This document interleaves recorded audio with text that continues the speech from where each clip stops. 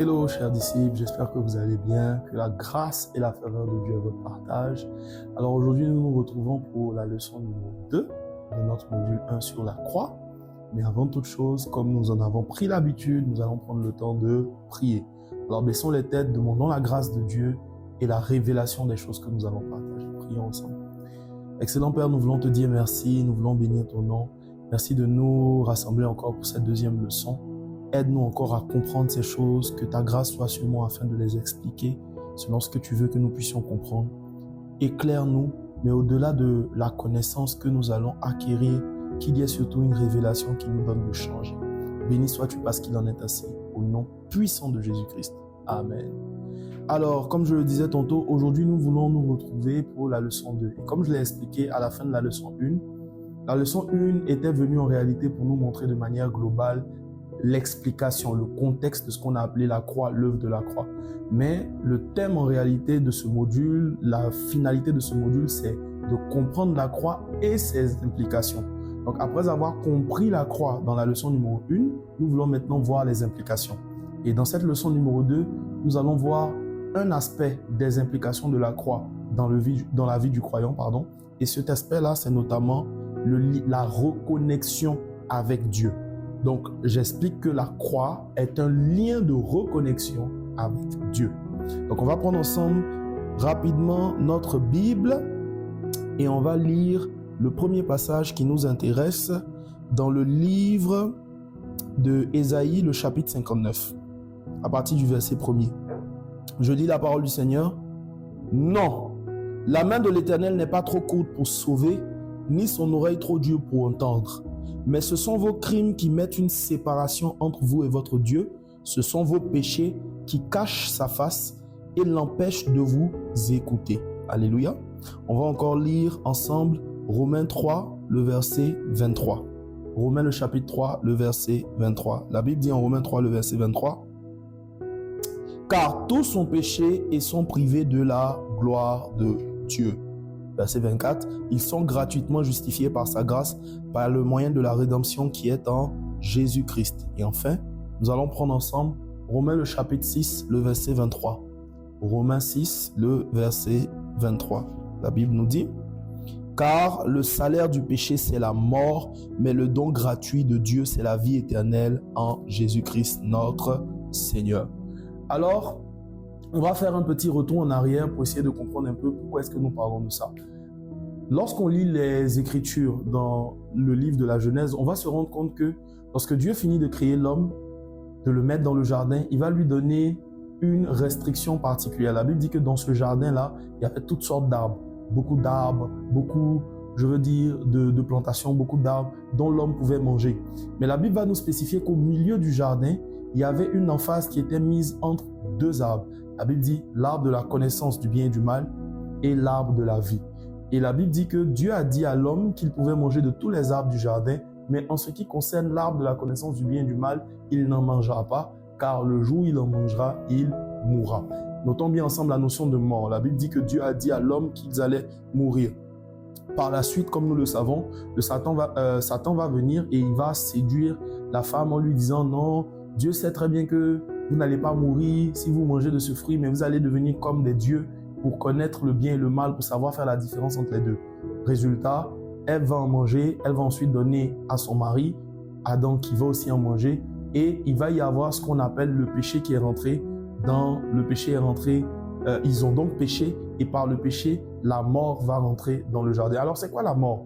On voit que Dieu dit à Adam et à Ève, à Adam particulièrement, si tu manges de ce fruit, tu mourras. Mais on se rend compte en lisant les Écritures que le jour où Adam a mangé de ce fruit, il n'est pas mort. Mort de ce qu'on appelle la cessation de la vie. Adam n'a pas expiré. La vie n'a pas quitté son corps. Donc quand Dieu était en train de dire le jour où tu mangeras de cet arbre, tu mourras, à quoi est-ce que Dieu est en train de faire? C'est de faire référence. Ce qu'il faut savoir, c'est que généralement, dans les termes bibliques, lorsqu'on parle de la mort, il y a plusieurs types de morts. Mais la mort qui nous intéresse ici, c'est la mort spirituelle qu'on appelle la déconnexion avec Dieu. Lorsque Dieu est en train de dire à Adam que si tu manges de ce fruit, tu vas mourir, il est en train de dire que si tu commets cette action, tu seras séparé de moi. Tu seras privé de ma présence. Tu seras séparé de ma grâce. Et on voit que Adam est effectivement mort parce que suite au péché, Dieu les a chassés du jardin. Il les a chassés de sa présence. Or, la présence, Éden, c'était le lieu des délices. Éden, ça veut dire lieu des délices. C'est-à-dire, c'était un environnement où la présence de Dieu était, où l'homme était connecté à Dieu. J'ai une théorie qui dit qu'en réalité, c'est même pas une théorie, on le voit dans les Écritures. Adam ne priait pas. Adam ne priait pas parce qu'il parlait avec Dieu. Il avait des moments d'échange avec Dieu. On peut faire référence à ça, on peut prendre le fait qu'il échangeait avec Dieu comme une forme de prière, mais je veux dire la prière comme nous le faisons là. Adam ne le faisait pas parce qu'il vivait dans la présence de Dieu. Dieu n'était pas sans cesse dans le jardin avec Adam, mais la Bible dit qu'il le visitait et sa gloire était en Éden. Donc Adam était dans une dimension où il était dans la présence de Dieu. Et l'image des arbres, c'est la notion de tout ce dont il avait besoin était présent. Je pense que les arbres ici font référence en réalité à différentes grâces, à différentes faveurs auxquelles Adam avait accès, à différentes bénédictions desquelles il pouvait se saisir. Mais dans cette présence de Dieu aussi se trouvait un interdit. Vous savez, dans nos vies spirituelles, quelle que soit la gloire de Dieu que nous expérimentons, il y a toujours des interdits, il y a toujours des choses que nous ne devons pas faire. Et cet arbre-là symbolisait les interdits. Mais l'interdit principal, c'était ne mange pas de ce fruit. Donc, si tu en manges, tu auras péché. Mais la conséquence du péché, ce sera, tu seras privé de ma gloire. Tu seras privé de ma présence. Tu seras chassé d'Éden. Tu seras chassé de l'atmosphère où on est en communion parfaite avec moi. De l'atmosphère où on ne manque de rien. En Éden, Adam ne manquait de rien. Il lui suffisait juste de tendre la main et de prendre ce qu'il voulait.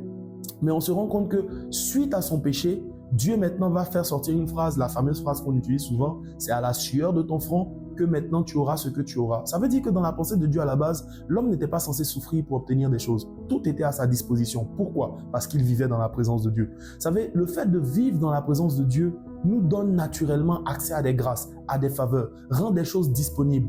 Un homme qui est en parfaite symbiose avec son Dieu est un homme qui ne souffrira pas pour posséder les choses, qui ne se battra pas pour que les choses viennent à lui, parce que la présence de Dieu les rendra disponibles.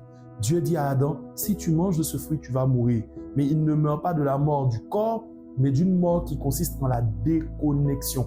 Donc ici, quand on parlait de la mort, c'était la mort spirituelle ou encore la déconnexion d'avec Dieu. Donc on se rend compte qu'avant l'œuvre de la croix, depuis la Genèse, l'homme a été déconnecté de Dieu, déconnecté de sa présence, déconnecté de sa gloire, déconnecté des bienfaits de sa présence. Et c'est ce que le deuxième passage que nous avons lu nous explique. Romains 3, 23 nous dit, tous sont péchés, étant donné que nous sommes dans le péché, nous sommes, je veux dire, descendants d'Adam et Ève, naturellement, quand nous naissons dans ce péché-là. C'est ce que d'autres appellent encore le péché originel. Donc on dit, à cause du péché d'Adam, tous ont péché. Dans Romains 3, il dit, à cause de ce péché-là, ils ont été privés de la gloire de Dieu. Ce qui nous manque, qui fait que souvent nous sommes dans la souffrance, c'est comme si nous avons des besoins qui ne sont pas comblés. C'est le fait que nous avons été privés de la gloire de Dieu, de la présence de Dieu. La gloire de Dieu nous remplit spirituellement, émotionnellement, physiquement. Elle nous comble de toutes parts. Lorsque la gloire de Dieu n'est pas présente dans la vie d'un homme, cet homme-là va connaître le manque. Cette femme-là va connaître le manque. Nous avons été privés, chassés, éloignés, déconnectés de la gloire de Dieu. Et Romains 6, 23 termine en disant que le salaire du péché, c'est la mort. C'est-à-dire que quand un homme pêche, ce qu'il va expérimenter, c'est la déconnexion. La mort ici, vous devez juste comprendre la déconnexion. Vous savez, j'ai pour habitude de dire que le plus dangereux dans la vie d'un homme, ce n'est même pas... Vous savez, le plus dangereux, ce n'est pas le fait à un moment donné de rétrograder, de ne pas comprendre certaines choses. C'est le fait même de penser même que Dieu n'existe pas et puis d'être déconnecté de la pensée de Dieu. Un homme, une femme qui est déconnecté de la pensée de Dieu va aller dans tous les sens, va faire toutes sortes de choses, n'expérimentera pas véritablement le plan parfait de Dieu pour lui et aura l'impression d'être en train de réussir.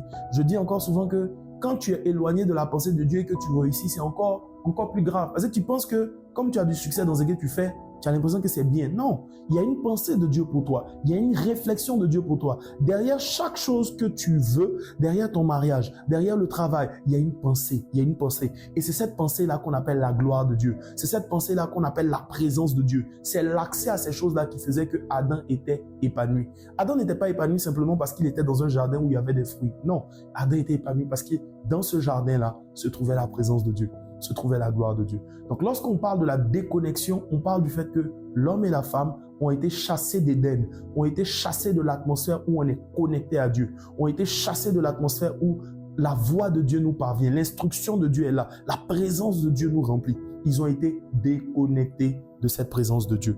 Alléluia. Et la première œuvre que Christ va venir restaurer, c'est-à-dire la première manifestation, la première implication de l'œuvre de la croix, quand Jésus est mort à la croix, la première chose qu'il a faite, c'est de rétablir la connexion entre l'homme et Dieu. C'est de rétablir la connexion, de rétablir un lien, de rétablir une passerelle entre les hommes et entre Dieu. Et on voit ça dans le livre de Colossiens 1, le verset 20.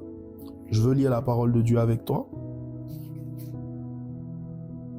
Colossiens chapitre 1, le verset 20. La Bible dit, il a voulu par lui réconcilier tout avec lui-même, tant ce qui est sur la terre que ce qui est dans les cieux, en faisant la paix par lui, par le sang de sa croix. Donc ce passage nous montre que la volonté de Dieu, la première implication de l'œuvre de la croix dans la vie d'un croyant, c'est le fait de réconcilier ce croyant-là avec Dieu.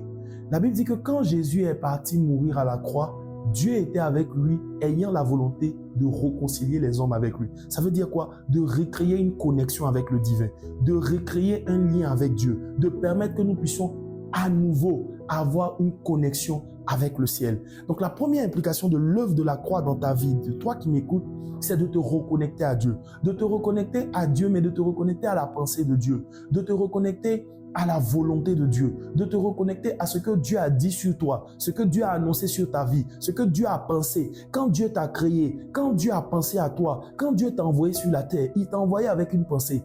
Il t'a envoyé avec une réflexion particulière. Il t'a envoyé avec un désir spécial pour ta vie. Donc l'œuvre de la croix nous reconnecte à la pensée de Dieu, nous reconnecte à la volonté de Dieu, nous reconnecte dans ce qu'on appelle l'atmosphère d'Éden, c'est-à-dire dans cette capacité-là d'avoir accès aux délices de Dieu, au désir de Dieu, à la volonté parfaite de Dieu. Qu'il en soit ainsi dans ta vie, dans toi qui m'écoutes, au nom de Jésus. Que tu prennes conscience que l'œuvre de la croix, l'œuvre que Jésus a accomplie, c'était premièrement pour te reconnecter à la pensée de Dieu, à la présence de Dieu, à l'environnement où Dieu règne, où c'est Dieu qui conduit ta vie, où c'est Dieu qui dirige tes pas, où c'est Dieu qui t'oriente, où c'est Dieu qui te dit quoi faire, comment le faire. Vous savez, en Éden, c'est Dieu même qui a, j'ai envie de dire, conduit Ève vers Adam. Quand vous êtes dans l'atmosphère d'Éden, la pensée de Dieu pour vous se manifeste. Quand vous êtes reconnecté à Dieu par l'œuvre de la croix, quand vous donnez votre vie à Jésus, en réalité, quand tu dis, Seigneur, je m'abandonne, je te donne ma vie, ce qui se passe, c'est que spirituellement, il y a une reconnexion qui se fait. Que tu sois reconnecté au nom de Jésus. Et si tu l'es déjà, prends-en conscience dans le nom précieux de Jésus. Donc l'œuvre de la croix est venue pour opérer premièrement une reconnexion. Et Dieu l'a faite donc cette reconnexion a été faite par la croix, par l'œuvre de la croix. Donc pendant qu'on était en train de briser Jésus, pendant que Jésus était sur la croix, pendant qu'on était en train de le frapper, de le taper, pendant qu'on était en train de lui faire subir toutes sortes d'injustices, toutes sortes de douleurs, toutes sortes de souffrances, ce qui se passait, c'est qu'il y avait une reconnexion entre les hommes et entre Dieu. Et regardez ce que le passage dit. Le passage dit, ce qui est dans les cieux, donc il a voulu par lui, donc par Jésus, réconcilier tout avec lui-même, tant ce qui est sur la terre que ce qui est dans les cieux, en faisant la paix avec lui par le sang de sa croix. Cette dernière partie m'intéresse, en faisant la paix avec lui par le sang de sa croix, par le sang de sa croix. Donc, quand on dit par le sang de sa croix, ça veut dire que le moyen qui était utilisé, c'était la croix. Il ne suffisait pas juste qu'il y ait du sang. Il fallait que ce soit le sang de la croix, pour tout ce qu'on a expliqué précédemment. Mais la Bible dit également par le sang. Pourquoi? Dans l'ancienne alliance, en réalité, lorsque les hommes péchaient, pour les sanctifier, pour les purifier, il fallait que le sang soit répandu. Et le sang qu'on prenait généralement, c'était le sang des animaux.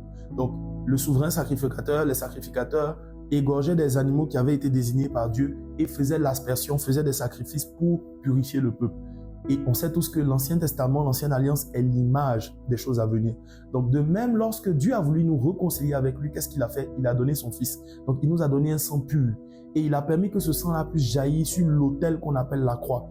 Et par ce sang-là qui a jailli, par ce sang-là qui a été répandu, toute la terre a été purifiée de l'atrocité du péché, de la saleté. Donc Jésus, la Bible dit, il a réconcilié tout avec lui-même. Donc par l'œuvre de la croix, Dieu, lorsqu'il regarde sur la terre, ne voit plus désormais, j'ai envie de dire, quand il regarde par le regard de la croix, ne voit plus désormais que de l'abomination. Mais il voit également la couverture de Jésus. Voilà pourquoi tous ceux qui donnent leur vie à Jésus ne sont plus sales aux yeux de Dieu, parce qu'ils rentrent dans l'alliance de la purification que Dieu a effectuée par l'œuvre de la croix, par le sang de Jésus. Jésus nous a rachetés par son sang. Donc, il y a une reconnexion, il y a une réconciliation qui a été faite. La deuxième des choses que je veux toucher ici, c'est la nature de la réconciliation. Donc, on vient de voir premièrement que Jésus nous a réconciliés avec le Père par l'œuvre de la croix, par le sang qui a été versé. Mais il y a une deuxième chose qui est très intéressante, c'est que cette réconciliation ne s'est pas faite dans la dimension qui était là auparavant, mais s'est faite dans une dimension supérieure. On va voir ça dans les Écritures, en 2 Corinthiens 5, le verset 17 à 19. 2 Corinthiens 5, le verset 17 à 19. C'est un passage que généralement nous connaissons. 2 Corinthiens 5, le verset 17 à 19. Je lis la parole du Seigneur. 2 Corinthiens 5, 17. La Bible dit: si quelqu'un est en Christ, il est une nouvelle créature. Quelqu'un dit avec moi nouvelle créature. Dis encore avec moi nouvelle créature.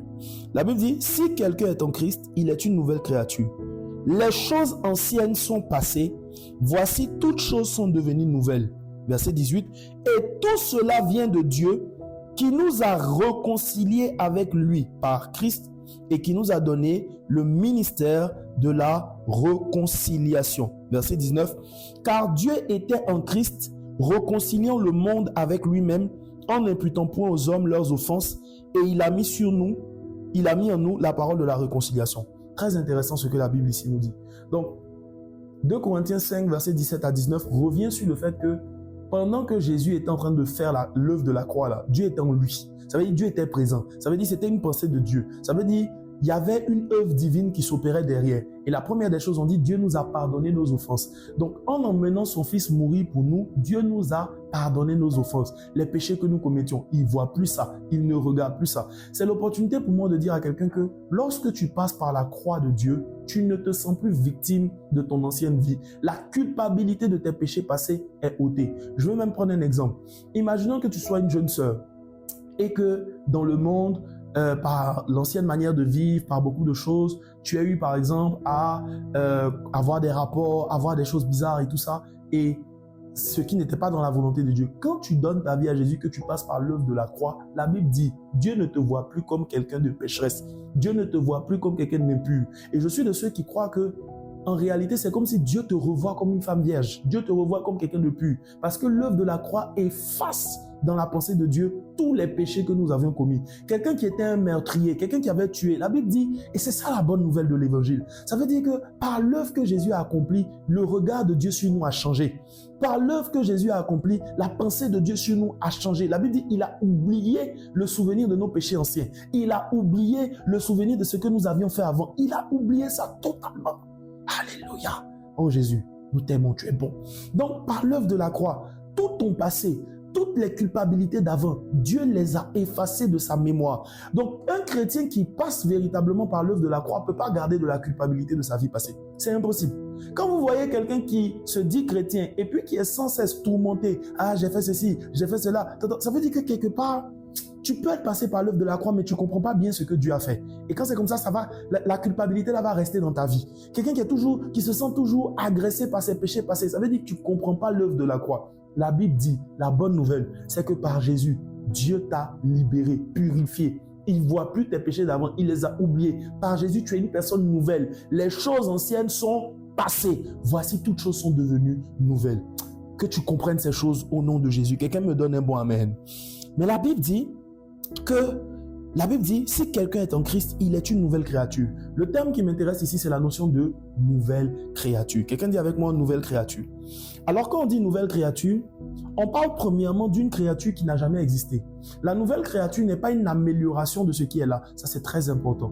Ce que Jésus a fait dans nos vies, ce n'est pas d'améliorer nos anciens comportements. Non. Jésus n'a rien amélioré. Jésus n'a rien bonifié. Jésus n'a rien rendu parfait dans le sens de c'était un peu imparfait et puis tu as un peu changé. L'œuvre de Dieu dans nos vies, ça c'est très important. Même toi qui as l'impression que avant de connaître Jésus, tu n'allais pas en boîte, tu ne fumais pas de drogue, tu n'avais pas une vie bizarre. La Bible dit que par essence, nous portions ce qu'on appelle des vêtements de péché.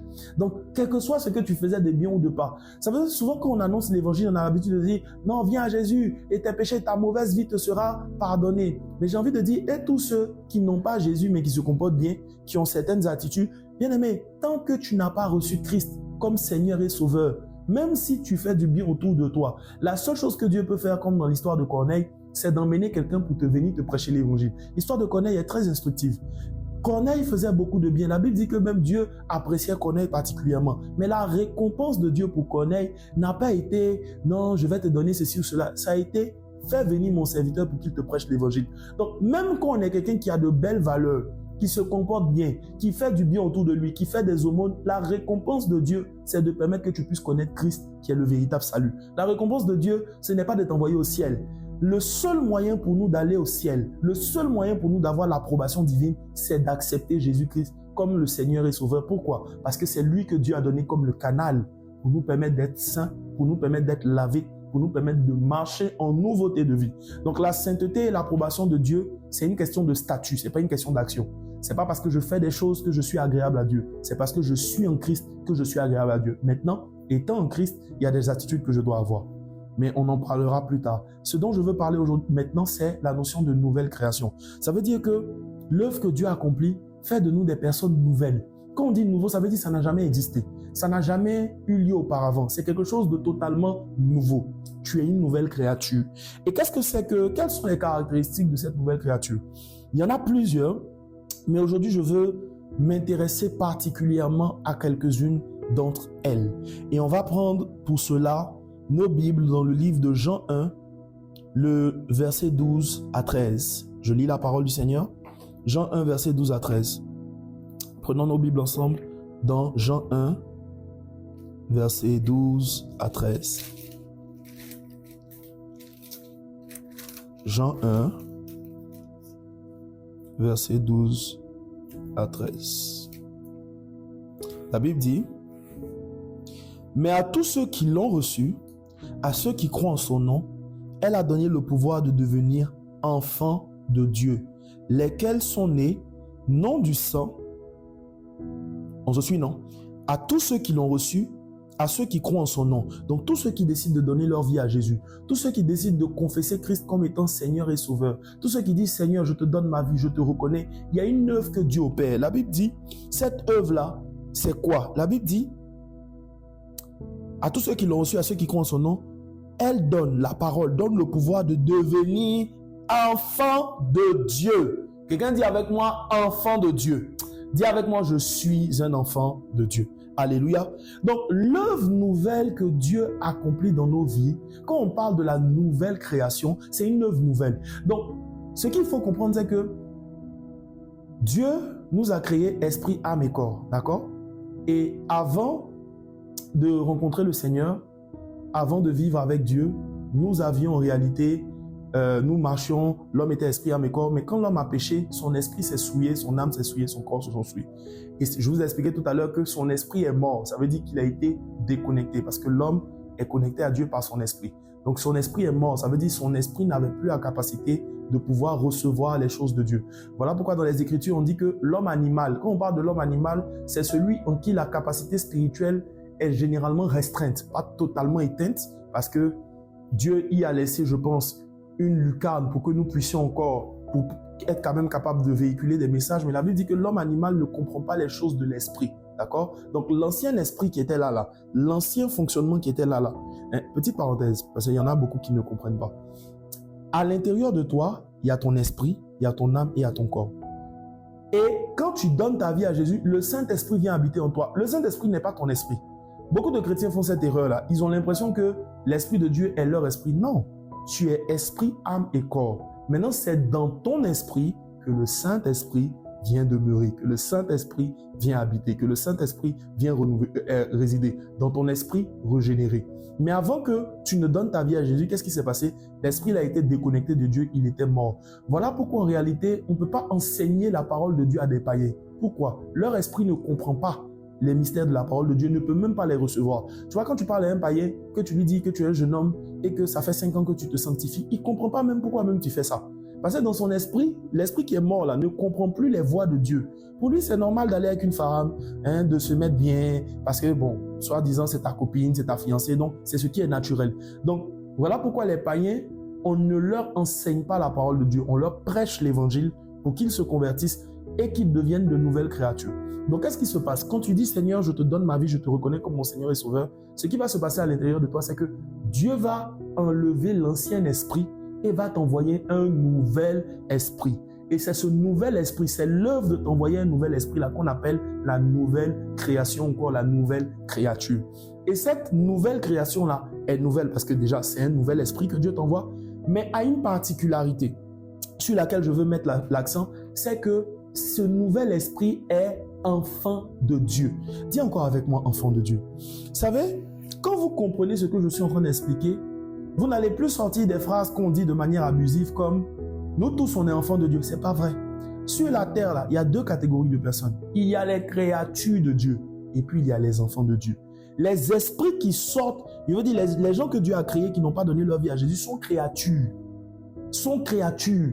Et quand vous prenez même les gens de l'Ancien Testament qui ont servi le Seigneur, qui ont marché avec le Seigneur, même comme les Moïse et autres, parce que tu vas comprendre avec moi que la nouvelle création est même supérieure à eux. Voilà pourquoi la Bible dit, Jésus parlant de Jean-Baptiste, il dit, de tous les prophètes nés de femmes, Jean-Baptiste est le plus grand. Pourquoi? Parce qu'il est né dans une période en réalité différente, dans une dispensation différente.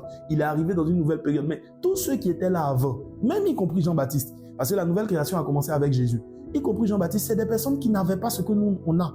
C'est des personnes qui n'avaient pas les grâces que nous, on a. Et la première des choses, ils n'étaient pas enfants de Dieu. Donc, on va lire ensemble. On dit, elle a donné le pouvoir, Jean 1, verset 12, mais à tous ceux qui l'ont reçu, ceux qui croient en son nom, elle a donné le pouvoir de devenir. Beaucoup disent, non, je suis né d'une famille chrétienne, mes parents étaient chrétiens, on va à l'église, je suis enfant de Dieu. Non, non, non, non, non, on ne naît pas enfant de Dieu, on devient. Elle a donné le pouvoir de devenir enfant de Dieu. Donc, on devient enfant de Dieu quand on reçoit Jésus. L'œuvre que Dieu fait, c'est qu'il change l'ancien esprit, il te donne un nouvel esprit. Et ce nouvel esprit-là, il est enfant de Dieu. Et j'aime la notion d'enfant parce que ça veut dire qu'il est sorti de Dieu. Il est né de Dieu. Il a les mêmes gènes que Dieu. Il a les mêmes caractéristiques que Dieu. Il ressemble à Dieu. Le premier n'était pas comme ça. C'est le second là. Ça veut dire que la pensée de Dieu, c'était comme la première création a échoué, la deuxième là, je vais mettre à l'intérieur d'elle mes gènes. Ah, alléluia. Je vais mettre à l'intérieur d'elle mes caractéristiques. Et quand vous lisez dans les livres prophétiques, par exemple d'Ézéchiel, Ézéchiel dit, je vois un temps qui arrive où Dieu, pour changer son peuple, va mettre à l'intérieur d'eux un esprit afin qu'ils aient la manière de penser de Dieu, afin qu'ils aient le système de pensée de Dieu. Donc désormais, tu n'es plus simplement une création de Dieu, tu n'es plus simplement une créature de Dieu, tu es un enfant de Dieu, tu es né de Dieu, tu as la nature de Dieu, tu as les attributs de Dieu, que tu en sois conscient dans le nom de Jésus. Et cela nous a été donné par l'œuvre de la croix. Nous sommes désormais des enfants de Dieu. Quelqu'un donne un bon amen. Alléluia. Nous sommes désormais des enfants de Dieu. Nous sommes connectés à Dieu. On va encore lire un passage dans et cette nouvelle création rapidement avant de passer à autre chose. Pourquoi nous parlons d'être enfants de Dieu? Ou encore, souvent on parle de tu dois naître de nouveau, tu dois donner ta vie à Jésus. On dit es-tu né de nouveau? Cette expression, né de nouveau, nouvelle créature, se fait comment? Quand tu as donné ta vie à Jésus, ton corps n'a pas changé de forme. Quand tu as donné ta vie à Jésus, ton âme n'a pas été régénérée. Parce que l'âme, en fait, c'est le siège de ta conscience, de ta pensée. C'est dans l'âme que tu as des souvenirs, etc. Si ton âme avait été changée, tu n'allais plus avoir le souvenir de ton ancienne vie et tu n'allais même plus connaître tes parents, tes proches, tout ça. Mais Dieu n'a pas touché toutes ces choses. Donc, la nouvelle création dont on parle, qui est enfant de Dieu, ça concerne l'esprit. C'est l'ancien esprit qui était là que Dieu a ôté et il t'a donné un nouvel esprit, mais qui cette fois-ci est enfant. L'esprit là n'est plus serviteur, l'esprit là est enfant. Et on va prendre un exemple dans la parole de Dieu. Hébreux 3, versets 5 à 6. Parce que comme je le disais tantôt, La nouvelle création a été inaugurée par Jésus lui-même. Même Jean-Baptiste, ce n'est pas la nouvelle création. Voilà pourquoi tu es plus grand que tout cela. La nouvelle création est plus grande que les anges.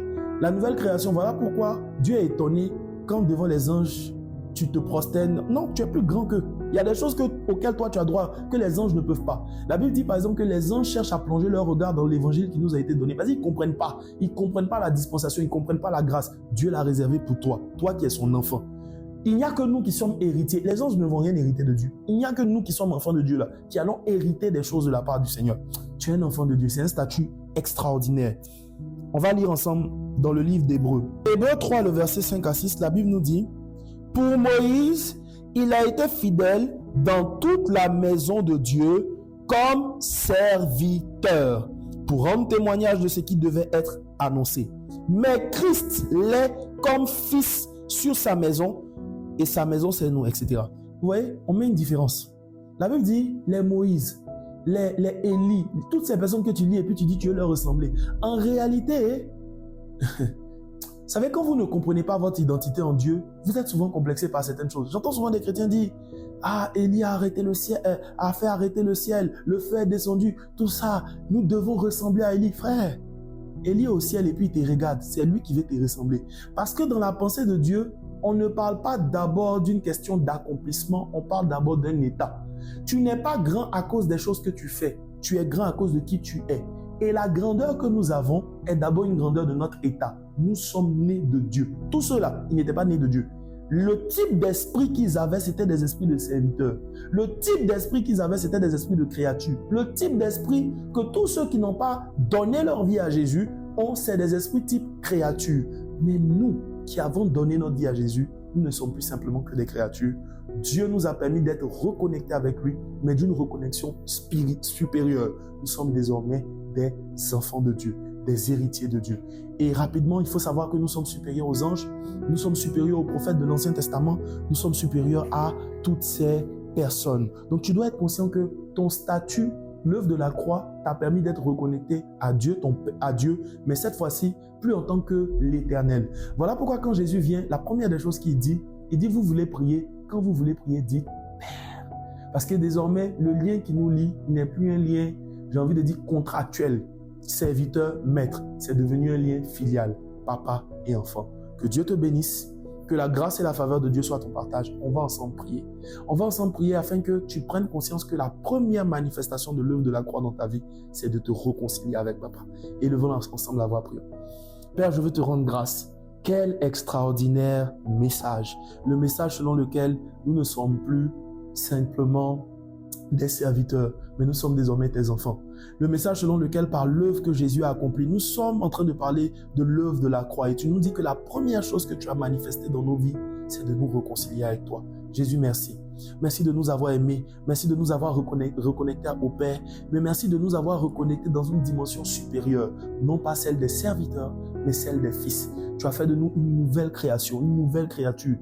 Les choses anciennes sont passées. Les anciennes caractéristiques sont passées. Voici, toutes choses sont nouvelles. Et au nombre de ces nouvelles choses sur lesquelles nous avons voulu insister, c'est que tu as fait de nous des enfants, des fils légitimes. Et la Bible dit que tu nous as donné cet esprit-là par lequel nous crions Abba, Père. Non, Abba, ça veut déjà dire papa, ça veut dire source. Mais nous disons Abba, Père. Ça veut dire nous crions 2 fois Père. Père, c'est la dimension du pourvoyeur. Abba, c'est la dimension du papa. Donc ça veut dire que par la nouvelle création que nous sommes, nous voyons Dieu non seulement comme un Père, comme celui-là qui nous a engendrés, comme celui-là qui pourvoit à nos besoins, mais en plus de ça, il est notre papa. C'est la dimension affective. Il est proche de nous, il n'est pas loin de nous. Et tout cela, tu l'as inauguré par l'œuvre de la croix. Que ton nom soit béni, rends-nous conscients de ces vérités au nom de Jésus et qu'elles transforment véritablement notre manière de nous approcher de toi et de vivre avec toi. Au nom de Jésus. Quelqu'un donnez-moi amen. Que Dieu te bénisse, ainsi prend fin cette deuxième leçon et nous nous retrouvons très vite pour un prochain épisode. Amen.